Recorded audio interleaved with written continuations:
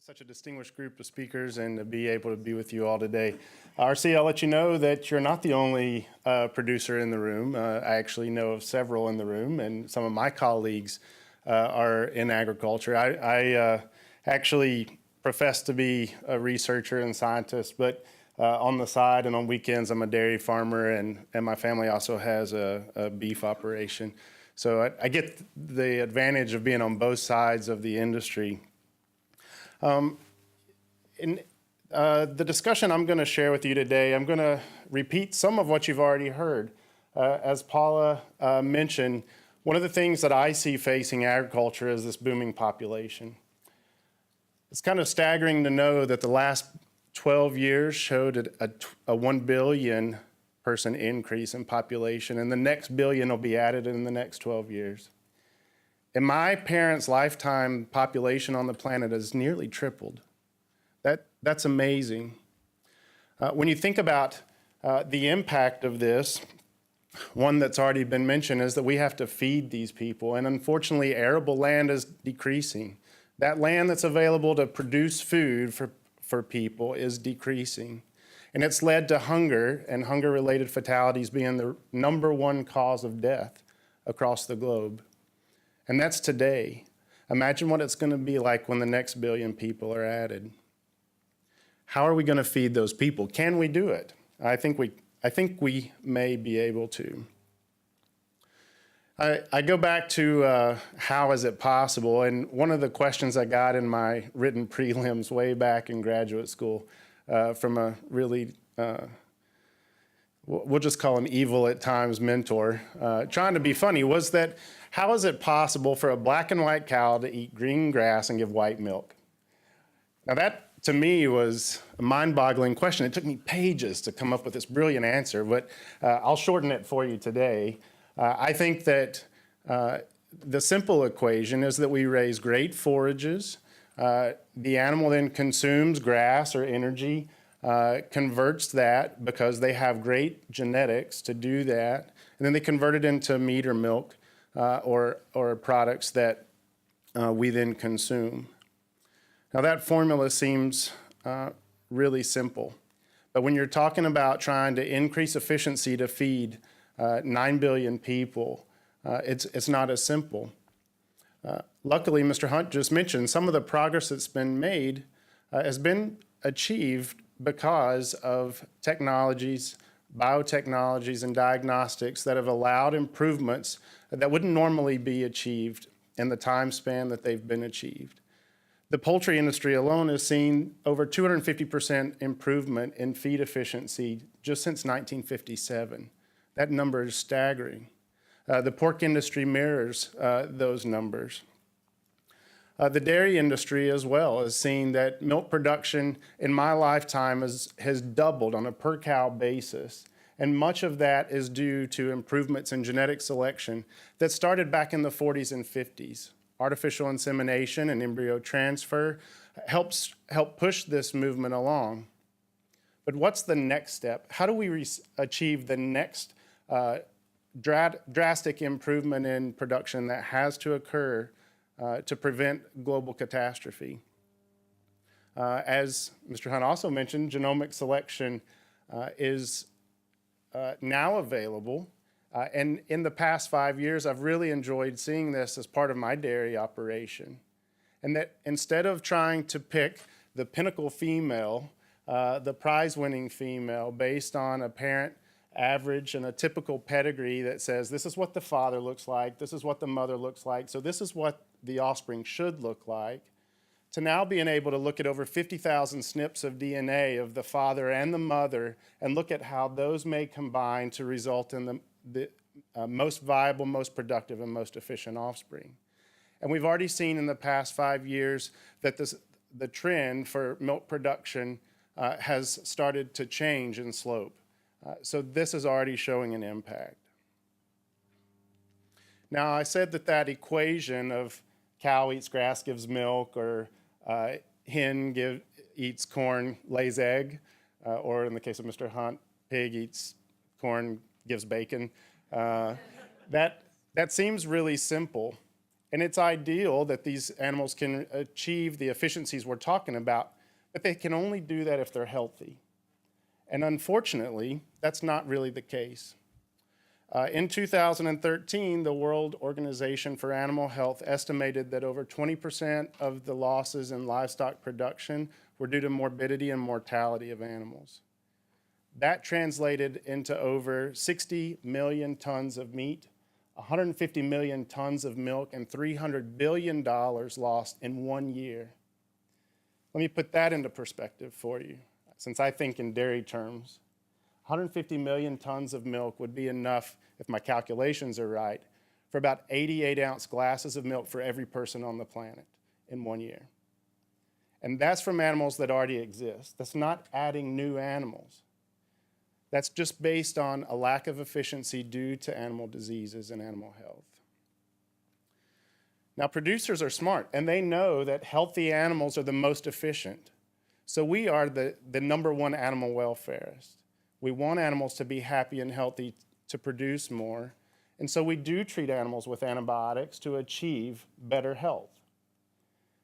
That has led to the fact that over 70% of medically important antibiotics are sold for use in livestock animals.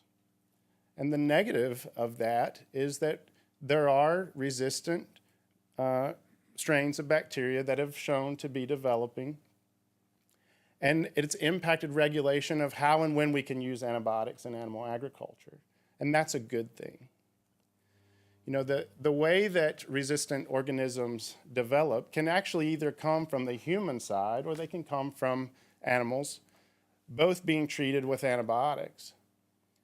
And the ultimate case of success, the bacteria are killed. But in some situations, some resistant strains do evolve over time, and they can enter the food chain if they develop on the animal side. And this leads us as agriculturalists and biotechnologists to have a moral obligation to use precise antibiotic treatments and to do them judiciously to try to limit this development from progressing. Now, the Food and Drug Administration has implemented a strategy that is how we should most appropriately use antibiotics. And that strategy includes some techniques such as prophylaxis and metaphylaxis. I'm going to focus on the metaphylaxis for just a moment because we see that used in abundance in animal agriculture in times when we're trying to prevent animal health from declining. In a case where an animal may be likely to become in a disease state because they are stressed, for instance, before or after transportation would be a good example. But do all of these animals require treatment? We have actually seen that most of the animals in those cases may not. And this is an area of interest. Then how do we know which ones do and don't? In the human world, we know that we can look at the human's immune system, and it can give us a great deal of information about what is that person experiencing. Have they come in contact with bacteria or viruses? Have they come into contact with parasites or some immunogen that maybe they are allergic to? By looking at differentials within the blood and the animal's immune system or the person's immune system tell us what the problem is. And the problem to date has been that many of the technologies available in human medicine haven't really been readily available in animal medicine. And this is really the core basis of the technology that we work with at Advanced Animal Diagnostics, is that we want to let the animal's immune system tell us which ones need treatment and which ones don't. Our platform is called Q-Scout, and we are scouting for disease by looking or querying the animal's immune system. Our first technology is the milk leukocyte differential, and without belaboring this, I'll just let you know that what we are looking for, the three major white blood cell types that are found in milk. Those are the lymphocyte, the neutrophil, and the macrophage. And by looking at these and the ratios of these, we found that they're very predictive of disease state in individual glands of a cow's mammary. And there are 4 of those in an ideal situation. And the ratios of these are very predictive of disease and help us to know which ones do and don't need treatment. You know, I mentioned that morbidity and mortality have led to over 150 million tons of milk decrease per year. This year, earlier in the year, a study showed that cows that were subclinically infected, and that means that they're infected with subclinical mastitis, is an inflammation of a mammary gland. And unfortunately, the cow can't tell you that she feels ill, but it's been measured that cows that were infected early in the lactation cycle had over 1,500 pounds less milk. It also affected their reproductive performance, their length of time within the herd, their longevity as well.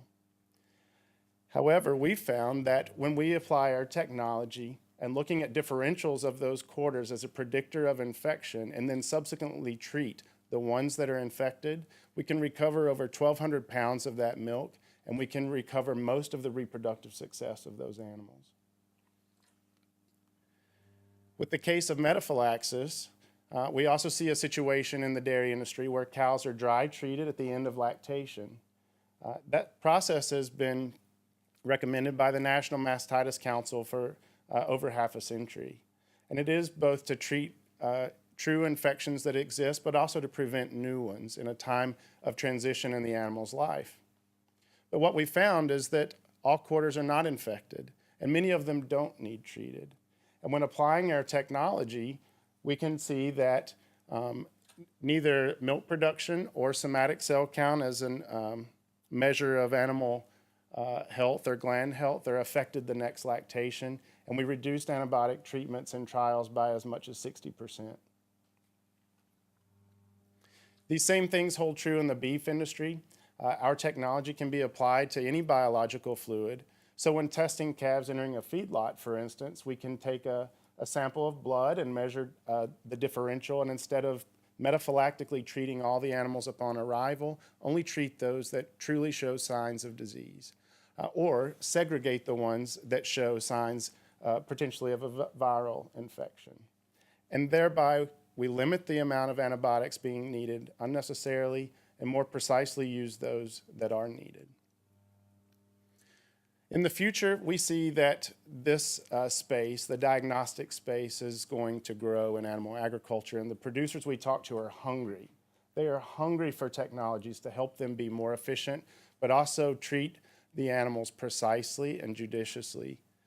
They are wanting technologies to better utilize the animals that they have and make them more happy and healthy. Our first two product lines within this platform should have tests released in the first 6 months of the following year.